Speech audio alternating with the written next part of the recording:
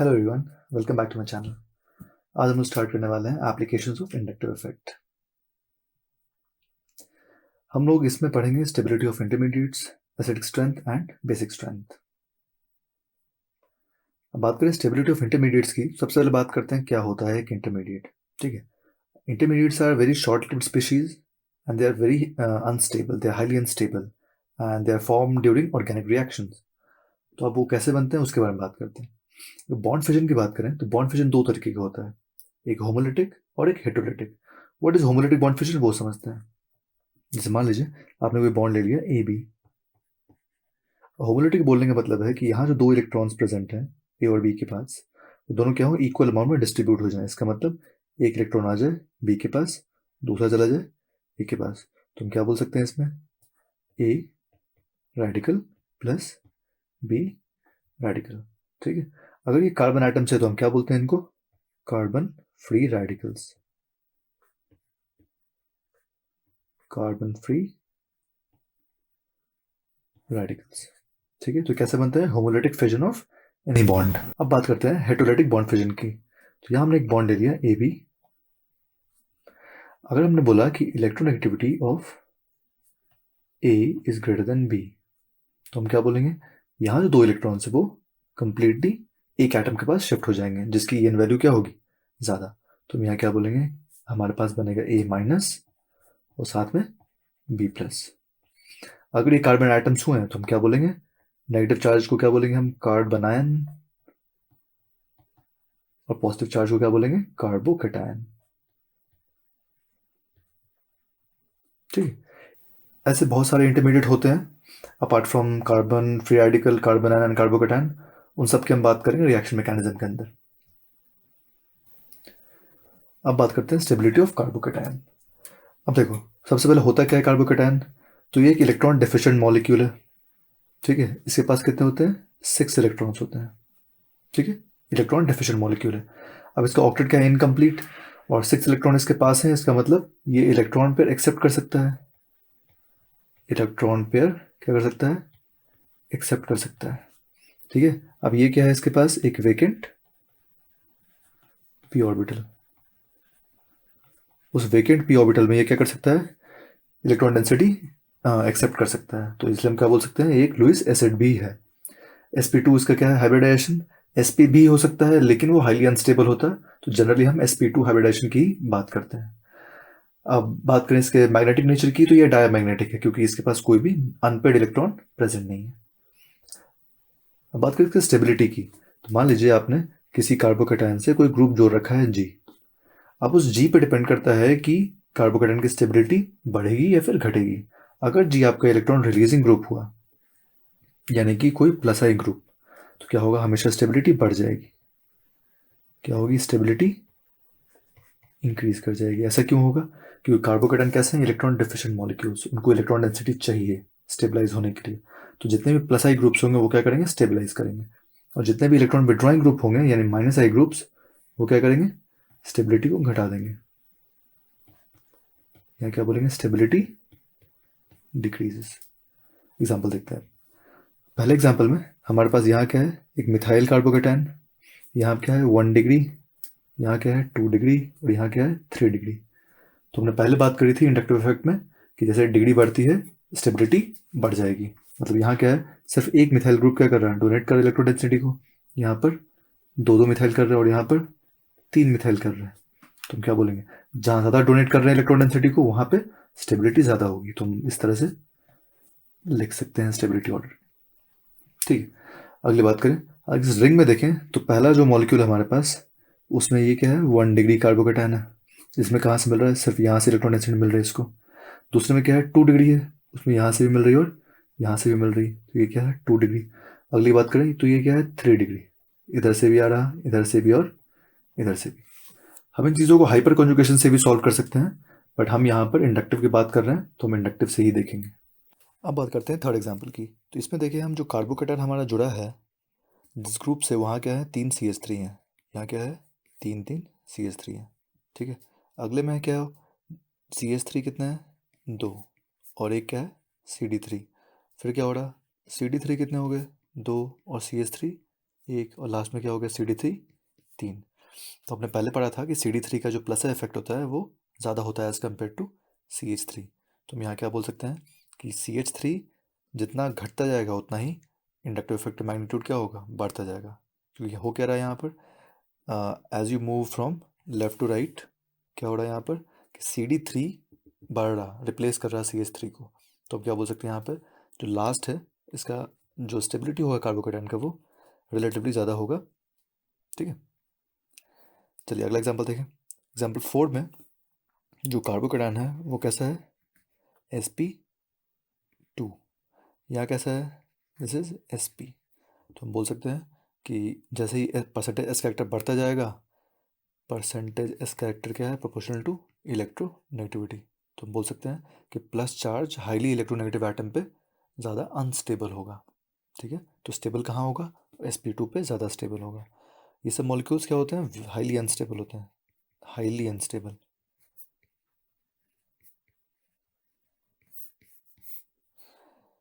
आगे देखें, अब बात करते हैं स्टेबिलिटी ऑफ कार्बन आयन की। तो कार्बन आयन है क्या, ये एक इलेक्ट्रॉन रिच मॉलिक्यूल है। पहली बात तो जो क्या है, एक इलेक्ट्रॉन रिच मॉलिक्यूल है। यहाँ एक इसे लुईस बेस भी बोल सकते हैं हम, और न्यूक्लियोफाइल भी बोल सकते हैं। ठीक है, इसका ऑक्टेट क्या होता है, कंप्लीट। इसका मतलब इसके वैलेंस शेल में 8 इलेक्ट्रॉन्स हैं, और यहाँ पे कोई भी अनपेड इलेक्ट्रॉन नहीं होता। तो हम क्या बोलेंगे इसे, डायमैग्नेटिक इन नेचर। ये स्ट्रक्चर दे रखा है कार्बन आयन का। अब इसमें देखते हैं कि हमारा कार्बन 3 आइटम से जुड़ा है, R1 R2 एंड R3, और जो ऊपर है वो क्या है हमारा लोन पेयर। तो शेप कैसा हो जाएगा इसका, पिरामिडल, पिरामिडल। ठीक है, जस्ट लाइक अमोनिया। ठीक है, अब देखते हैं इसकी स्टेबिलिटी। तो स्टेबिलिटी की बात करें, अब ये कैसा है कि इलेक्ट्रॉन रिच मॉलिक्यूल है। ठीक है, तो जितने भी इलेक्ट्रॉन विड्रॉइंग ग्रुप्स होंगे वो स्टेबलाइज करेंगे, क्योंकि अगर इलेक्ट्रॉन डेंसिटी ज़्यादा है इसके पास तो जितना आप डिस्पर्स कर सके इलेक्ट्रॉन डेंसिटी को उतना ही स्टेबिलिटी मिलेगी कार्बन आयन को। ठीक है, अब देखते हैं, मान लीजिए यहाँ कोई कार्बन आयन जुड़ा है एक जी ग्रुप से। जी ग्रुप अगर इलेक्ट्रॉन रिलीज करेगा यानी प्लस आई ग्रुप होगा तो हम क्या बोलेंगे, स्टेबिलिटी, स्टेबिलिटी कम हो जाएगी। ठीक है, और इलेक्ट्रॉन विड्रॉ करेगा तो स्टेबिलिटी क्या होगी, स्टेबिलिटी इंक्रीज करेगी। ठीक है, जितना इलेक्ट्रॉन विड्रॉइंग ग्रुप आप जोड़ेंगे उतना ही स्टेबिलिटी बढ़ता जाएगा मॉलिक्यूल का। अब आगे देखें, अब यहाँ बात करें तो जैसे हमने कार्बोकेटाइन में किया था बिल्कुल उसका उल्टा हो जाएगा यहाँ पर। जैसे ही हम लेफ्ट टू राइट जा रहे हैं तो क्या हो रहा है, नंबर ऑफ मिथाइल ग्रुप बढ़ रहा है, यानी प्लस आई का मैग्नीट्यूड क्या हो रहा है, बढ़ रहा है। तो स्टेबिलिटी क्या होगा कार्बन आयन का, घट जाएगा। तो हम क्या बोलेंगे, कुछ इस तरीके से स्टेबिलिटी लिख सकते हैं।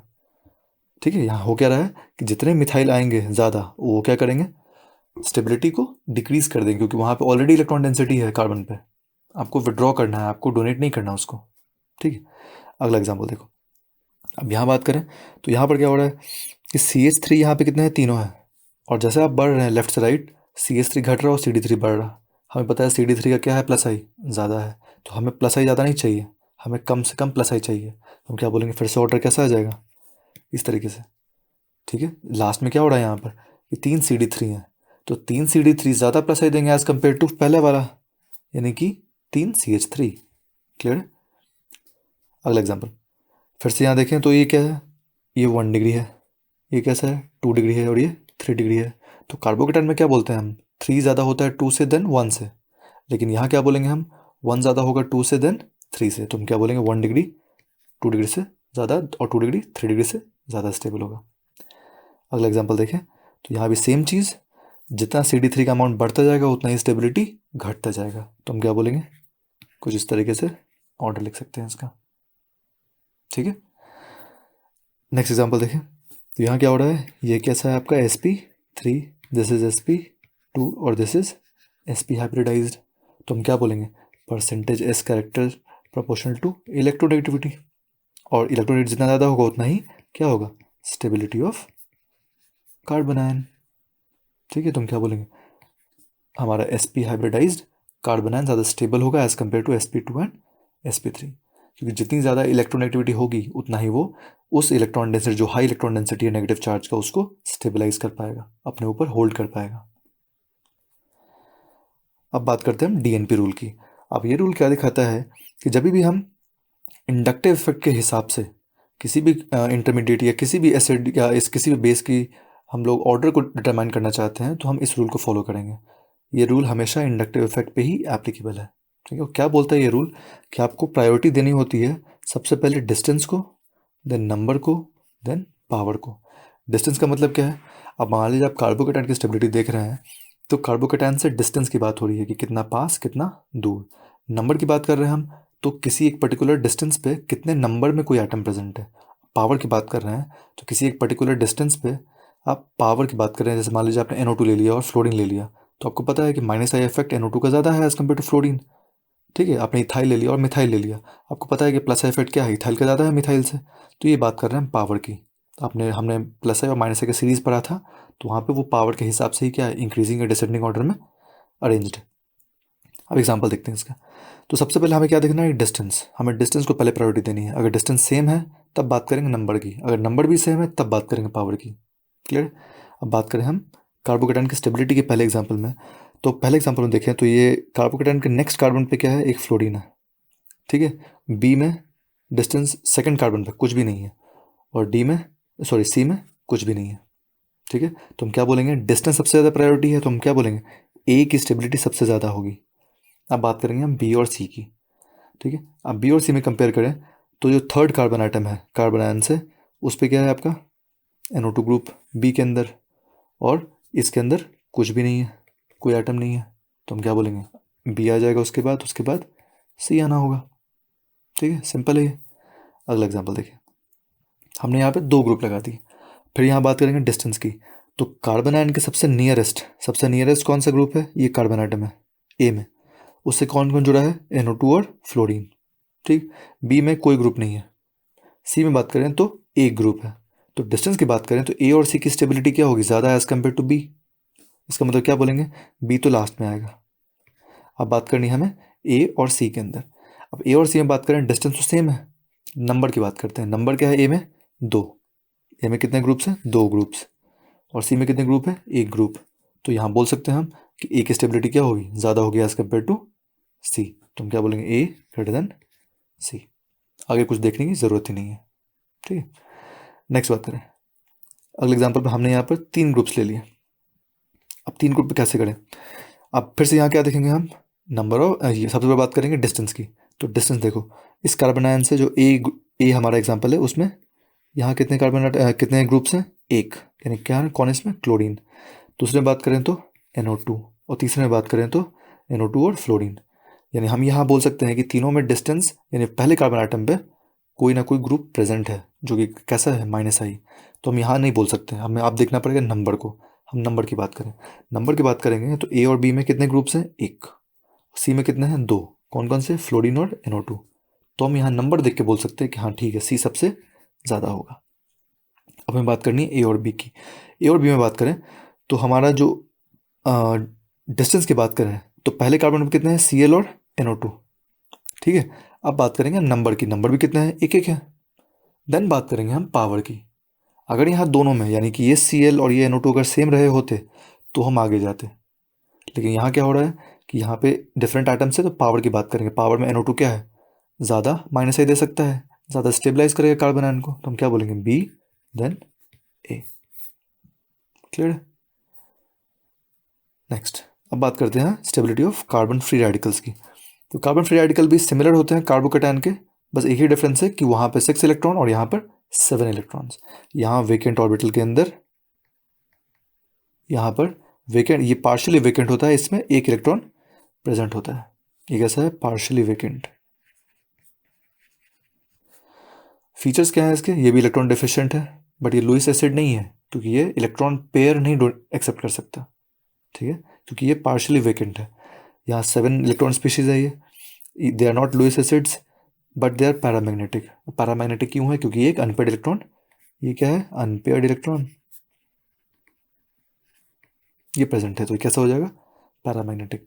बात करें स्टेबिलिटी की, तो stability just like carbocation electron deficient molecule है, तो प्लस आई से स्टेबलाइज्ड और माइनस आई से डिस्टेबलाइज्ड। तो इलेक्ट्रॉन रिलीजिंग ग्रुप क्या करेगा, यहाँ पर स्टेबिलिटी को इंक्रीज करेगा, और इलेक्ट्रॉन विड्रॉइंग ग्रुप क्या करेगा, स्टेबिलिटी को डिक्रीज। एक एग्जांपल देख लेते हैं सिंपल सा। जैसे यहाँ बात करें तो ये कैसा है, 1 डिग्री कार्बन फ्री रेडिकल, ये कैसा है 2 डिग्री और ये कैसा है 3 डिग्री। तो जस्ट लाइक कार्बोकेटायन 3 डिग्री की स्टेबिलिटी क्या होगी ज़्यादा than 2 degree than 1 degree. Clear है? चलिए अब बात करते हैं हम एसिडिक स्ट्रेंथ की। अब क्या होता है एसिडिक स्ट्रेंथ? मान लीजिए हमने यहाँ पर कोई एक जनरल ऑर्गेनिक एसिड ले लिया। ऑर्गेनिक एसिड कैसे होते हैं? वीक एसिड्स होते हैं, जैसे कार्बोक्सिलिक एसिड हो गया, ठीक है। तो वो सब कैसे होते हैं? Weak acids. तो कभी भी वो पूरी तरह से डिसोशिएट नहीं करते हैं, लाइक HCl, HBr, HI, ये जैसे टूटते हैं वैसे ऑर्गेनिक एसिड डिसोशिएट नहीं करते। तो इसका जो डिग्री ऑफ डिसोसिएशन होता है वो कभी भी 100% नहीं हो पाता। अब बात करें, इसमें डिसोसिएशन हो रहा है हमारा, यहाँ क्या बन रहा है? A- और H+, ठीक है। अब A- क्या है? This is the conjugate base of this organic acid, ठीक। अब देखो, हम किसी भी रिवर्सिबल रिएक्शन के लिए लिख सकते हैं इक्विलिब्रियम कांस्टेंट। तो जब कोई एसिड डिसोशिएट करता है तो हम उसके लिए क्या लिखते हैं? Acid dissociation constant. Acid dissociation constant that is Ka क्या लिखते हैं हम? प्रोडक्ट लिखते हैं हम, प्रोडक्ट लिखते हैं प्रोडक्ट का raise to their stoichiometric coefficients divided by the product of the reactants raise to their stoichiometric coefficient. तो हमने लिख दिया यहाँ पर इसको। अब देखो यहाँ पर क्या हो रहा है कि H+, हम बात करें अगर H+ के अमाउंट की, तो अगर वो जितना ज़्यादा बढ़ेगा उतना ही Ka की वैल्यू बढ़ेगी, क्योंकि वो कैसे हैं? डायरेक्टली प्रोपोर्शनल है, ठीक है। क्लियर हो रहा है यहाँ से कि जैसे ही H+ बढ़ेगा वैसे ही Ka की वैल्यू भी क्या होगी? बढ़ेगी, ठीक है। अब देखेंगे हम कि कैसे हम डिसाइड करेंगे कि किसी एसिड की एसिडिटी ज़्यादा है या फिर कम है। अब बात करें pH की, तो pH क्या होता है? -log(H+). तो यहाँ बोल सकते हैं कि H+ जितना बढ़ेगा उतना ही pH घटेगा, उतना ही ज़्यादा pOH बढ़ेगा। ये तो आप आयनिक इक्विलिब्रियम में पढ़ चुके होंगे। H+ बढ़ेगा तो pH घटता और pOH बढ़ता। At room temperature pH + pOH कितना होता है? 14, ठीक है। अब बात करें pKa की, तो pK क्या है? -log(K), ठीक है। अब यहाँ भी K की वैल्यू बढ़ी तो pK की वैल्यू घटी और pKb की वैल्यू बढ़ी। तो आपसे क्वेश्चन किसी तरीके से भी पूछ सकता है, 5 एसिड देके आपसे उसका Ka वैल्यू का ऑर्डर, pK वैल्यू का ऑर्डर, pKb का ऑर्डर, pH का ऑर्डर, कुछ भी पूछा जा सकता है। तो ये क्लियर होना बहुत ज़रूरी है कि किस तरह से डायरेक्टली या फिर इनडायरेक्टली प्रोपोर्शनल है वैल्यूज़, ठीक है। अब बात करते हैं हम कि कैसे डिसाइड करेंगे कि किसी भी एसिड की एसिडिटी ज़्यादा है या फिर कम है। तो आपको सिर्फ एक ही चीज़ देखना है कि कॉन्जुगेट बेस की स्टेबिलिटी ज़्यादा है या नहीं है। हमें सिर्फ और सिर्फ स्टेबिलिटी ऑफ कॉन्जुगेट बेस देखना है। अब वो कैसे डिसाइड करेंगे? तो स्टेबिलिटी अगर बढ़ती है कॉन्जुगेट बेस की, ठीक है, तो उससे क्या होगा? जो हमारा इक्विलिब्रियम है उससे क्या होगा? इक्विलिब्रियम शिफ्ट करेगा किधर? टुवर्ड्स प्रोडक्ट, बिल्कुल जाएगा, क्योंकि कोई भी रिएक्शन हमेशा स्टेबिलिटी को ही जाना चाहता। तो अगर प्रोडक्ट में स्टेबल कंपाउंड बन रहा है तो हमेशा क्या करेगा? प्रोडक्ट की तरफ ही मूव करेगा। जैसे वो उस तरफ जाएगा, यानी प्रोडक्ट की तरफ जाएगा रिएक्शन, तो क्या होगा? हमारा कॉन्सेंट्रेशन ऑफ H+ की क्या करेगा? इंक्रीज करेगा, क्योंकि H+ तभी तो बनेगा ना, वो तो स्टोइचियोमेट्रिक रेशियो में ही बनेंगे। जैसे यहाँ देखें तो 1 mole of AH gives 1 mole of A- and 1 mole of H+। तो अगर A- ज़्यादा स्टेबल है तो ज़्यादा अमाउंट में बनेगा। सिमिलरली H+ भी तो बनेगा साथ में उसके। तो जितना H+ होगा उतना ही हम क्या बोल सकते हैं? Ka की वैल्यू भी ज़्यादा होगी। जितना ज़्यादा H+ उतना ही Ka की वैल्यू। अब देखो, स्टेबिलिटी ऑफ कॉन्जुगेट डिपेंड करता है इलेक्ट्रॉन विड्रॉइंग ग्रुप पे। जितना अच्छा इलेक्ट्रॉन विड्रॉइंग ग्रुप उतना ही ज़्यादा क्या होगा? Stability of conjugate base. वो कैसे बोल सकते हैं कि कॉन्जुगेट बेस कैसे होते हैं? Negatively charge species, just like carbon ion आप देख लीजिए। तो कार्बन आयन को इलेक्ट्रॉन विड्रॉइंग ग्रुप क्या करता है? स्टेबलाइज करता है। सिमिलरली किसी भी कॉन्जुगेट बेस को कोई भी इलेक्ट्रॉन विड्रॉइंग ग्रुप क्या करेगा? स्टेबलाइज करेगा। तो हम क्या बोलेंगे यहाँ पर? कि stability of conjugate base is proportional two electron withdrawing group, ठीक है। अब देखते हैं एग्जाम्पल्स। अब पहले एग्जाम्पल में हम क्या करेंगे कि सबका पहले कॉन्जुगेट बेस बना लेंगे, फिर डिसाइड करेंगे कि वो स्टेबलाइज हो रहा है या फिर डिस्टेबलाइज हो रहा। तो पहले एग्जाम्पल में दिया है HCOH, CH3COH और प्रोपेनोइक एसिड। अब देखो यहाँ अगर हम करना चाहें तो हम क्या करेंगे? इसे कॉन्जुगेट बेस पहले बना लें। हमने बना लिया कॉन्जुगेट बेस, H+ रिलीज कर दिया। अब देखेंगे कि किस तरह से इसको स्टेबिलिटी मिल रही कि नहीं मिल रही। अब देखो यहाँ क्या है? H, तो हम H का तो कोई इफेक्ट नहीं मानते। अब बात करें CH3 की, तो वो क्या करेगा? यहाँ पर +I करेगा। अब यहाँ बात करें तो ये इथाइल क्या करेगा? +I करेगा।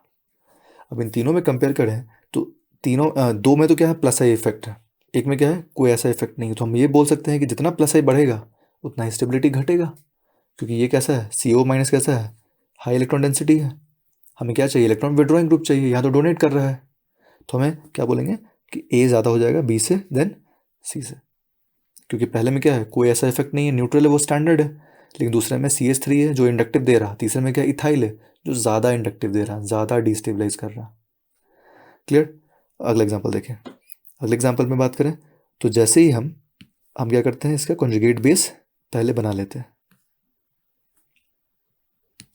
हमने इसका कॉन्जुगेट बेस बना लिया, CO माइनस हर जगह लगा लिया। अब चेक करते हैं स्टेबिलिटी।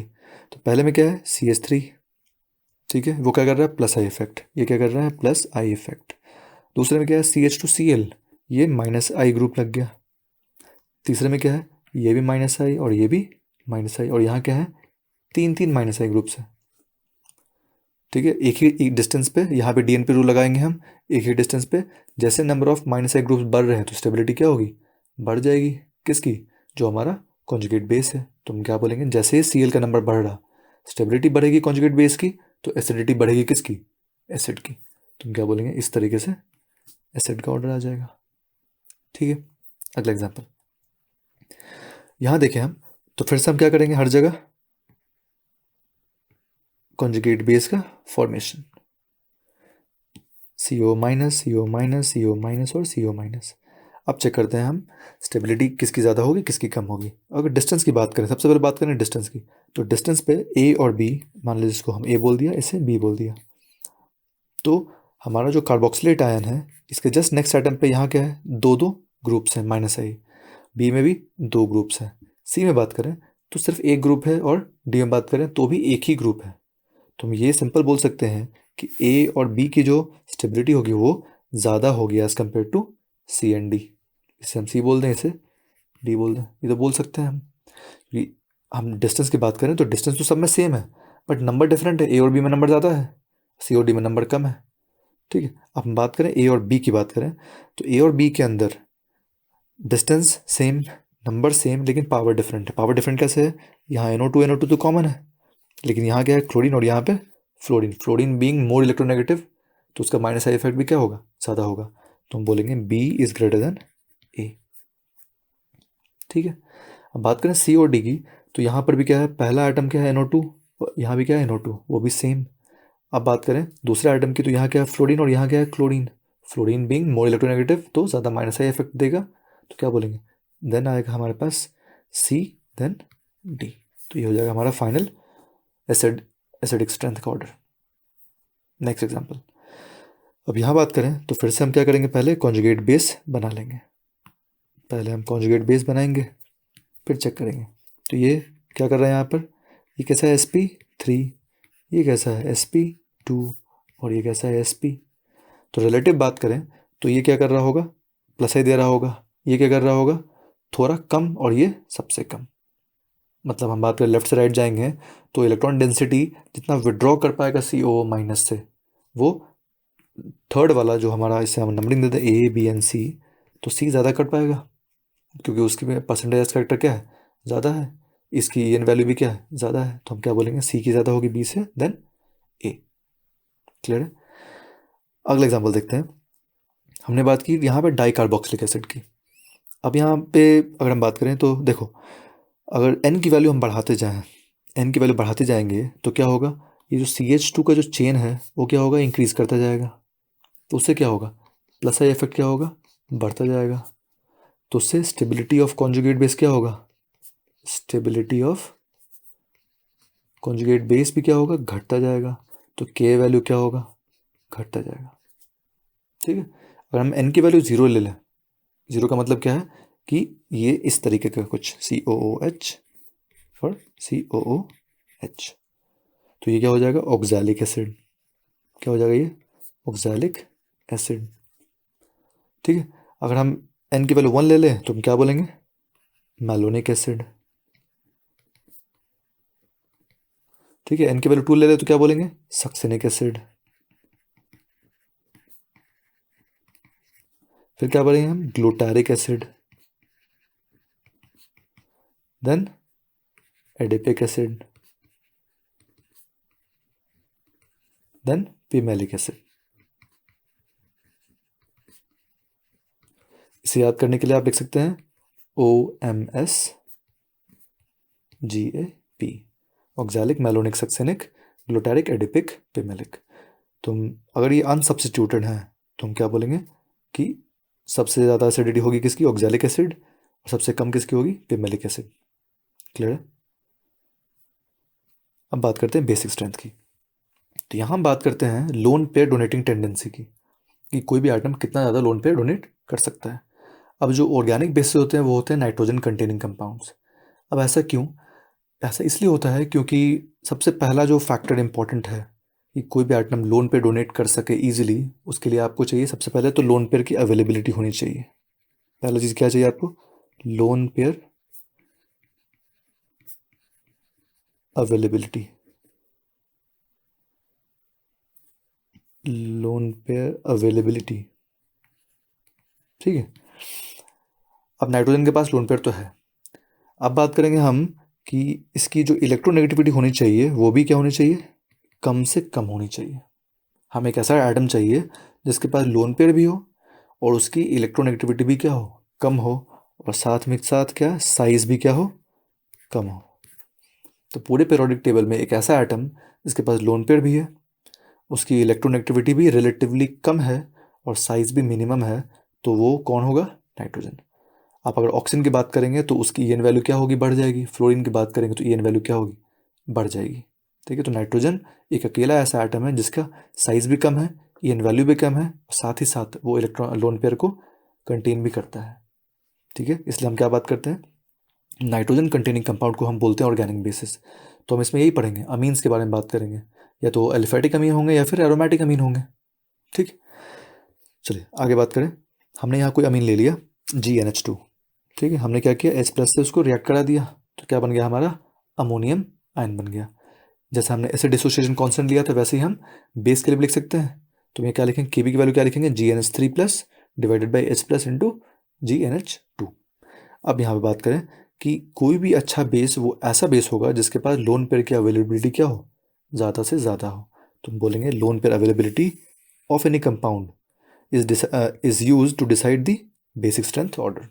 जितना लोन पेयर अवेलेबल उतना अच्छा बेस होगा, सिंपल। अब एग्जांपल देखो, इन गैसेस फेज की बात करें तो जो प्राइमरी अमीन होंगे यानी कि RNH2, ये कैसा है, 1 डिग्री अमीन है, तो उसकी जो बेसिक स्ट्रेंथ होगी वो कम होती है as compare 2 degree as compare to 3 degree. ये कैसा है, this is 2 degree and this is 3 degree. अब ऐसा क्यों होता है, देखो, मान लो आपने RNH2 लिया, आपने ले लिया RNH, आपने ले लिया RNR, तीनों के पास क्या है, एक एक लोन पेयर। अब देखो यहाँ पर क्या हो रहा है, इंडक्टिव इफेक्ट काम कर रहा है, यानी R क्या कर रहा है, यहाँ पर प्लस आई इफेक्ट लगा रहा। ठीक है, बढ़ा रहा है इलेक्ट्रॉन डेंसिटी को। यहाँ पे क्या हो, 2 R क्या कर रहे हैं, बढ़ा रहे हैं, और यहाँ पे क्या है, 3 R ग्रुप इंक्रीज कर रहे हैं। तो हम क्या बोलेंगे, 3 डिग्री की ज़्यादा होगी, than 2 degree, than 1 degree.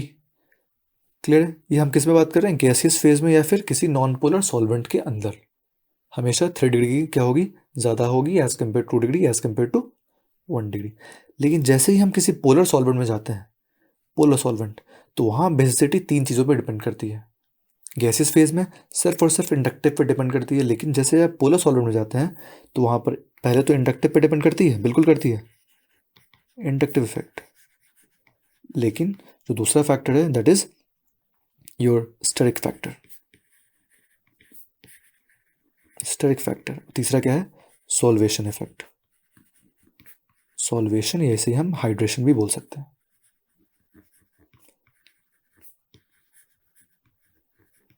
Solvation या फिर हाइड्रेशन इफेक्ट। अब बात करते हैं हम इंडक्टिव इफेक्ट की।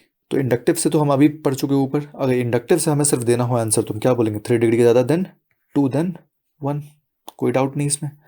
अगर स्टेरिक फैक्टर को देखें हम तो वहाँ क्या बोलेंगे कि जैसे ही अगर कोई बेस अगर H+ पे अटैक करना चाहता तो क्या होगा, यहाँ पर जितना ज़्यादा बल्कि होगा बेस उतना ही प्रॉब्लम होगा H+ को अट्रैक्ट करने में।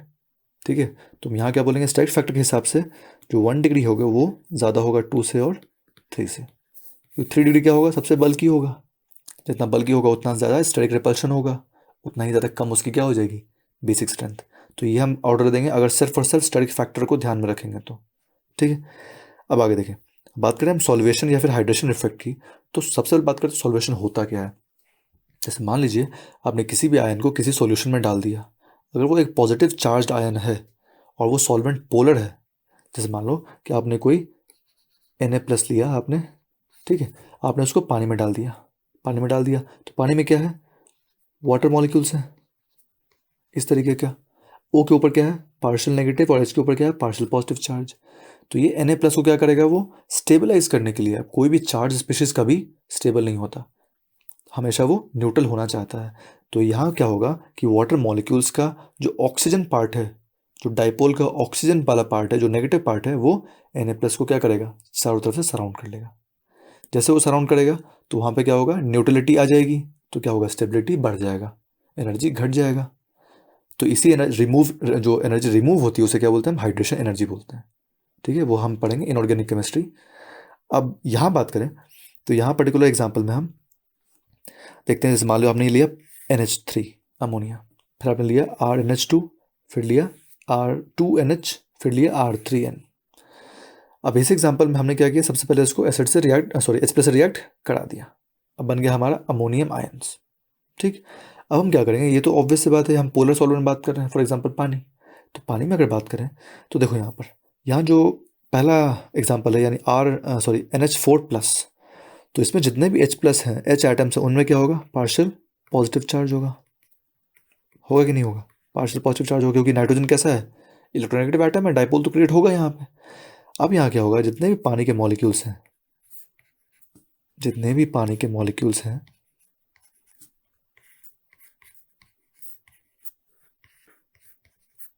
वो क्या करेंगे, H बॉन्ड का फॉर्मेशन करेंगे,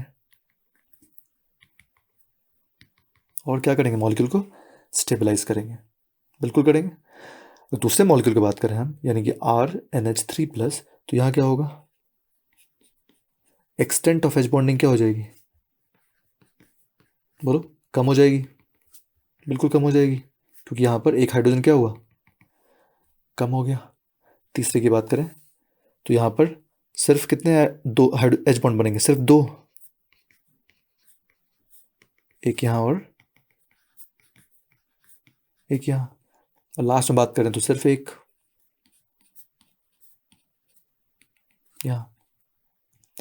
तो इसके हिसाब से अगर ऑर्डर देना पड़े हमें, तो हम क्या बोलेंगे कि सबसे ज़्यादा जो हाइड्रेशन हो रहा वो किस में हो रहा, अमोनिया के अंदर। लेकिन अगर हमें ओवरऑल आंसर देना पड़े, यानी कि taking into consideration the effect of inductive effect, static factors and solvation and hydration energy या हाइड्रेशन इफेक्ट, तो हम तीनों को कंबाइन करके देंगे। तो वो क्या देंगे, एक्सपेरिमेंट्स किए गए तो डिफरेंट स्पीशीज़ के लिए अलग अलग वैल्यूज़ आए हैं, उसके बारे में बात करेंगे हम। तो यहाँ क्या बोलेंगे हम, एक्सटेंट ऑफ हाइड्रोजन जितना बढ़ेगा उतना ही स्टेबिलिटी ऑफ कॉन्जुगेट एसिड भी बढ़ेगा। ठीक है, ओवरऑल जो Kb ऑर्डर होगा किसी पोलर सॉल्वेंट के अंदर, तो अगर वो R ग्रुप जो हमने लिखा था, R ग्रुप अगर मिथाइल हुआ CH3, तो हम क्या लिखेंगे, 2 डिग्री ज़्यादा than 1 degree than 3 degree than NH3, यानी 213 देन अमोनिया। अगर हम बात करें इथाइल की, तो यहाँ सिर्फ एक चेंज आएगा, 2 degree 3 degree 1 degree than ammonia. ठीक है, अब बात करें अगर आइसोप्रोपाइल ग्रुप ले लिया आपने, आइसोप्रोपाइल मतलब CH3H, ये ग्रुप ले लिया आपने, तो ऑर्डर क्या आ जाएगा, अब आ जाएगा 1 degree than NH3 than 2 degree than 3 degree. अब यहाँ क्या हुआ कि जितने बल्कि ग्रुप्स हैं, जैसे आइसोप्रोपाइल हो गया, टर्ट ब्यूटाइल हो गया, उनमें 3 डिग्री हमेशा पीछे ही जाएगा, क्योंकि वहाँ स्टेरिक फैक्टर बहुत डोमिनेट करने लगेगा। ठीक है, अब बात करें टर्ट ब्यूटाइल की, यानी ये ग्रुप हमारा CH3 C CH3 CH3, तो यहाँ क्या बोलेंगे हम, यहाँ पर अमोनिया सबसे ज़्यादा हो जाएगा, than 1 degree than 2 degree than 3 degree. तो ये सब एक्सपेरिमेंटली डिटरमाइन किया गया है, तो आप चाहे तो इसे याद रख सकते हैं, नेक्स्ट वीडियो में हम बात करेंगे रेजोनेंस इफेक्ट की. If you find this video helpful, please like, share and subscribe to the channel for more videos. Thank you so much for watching. See you in the next one.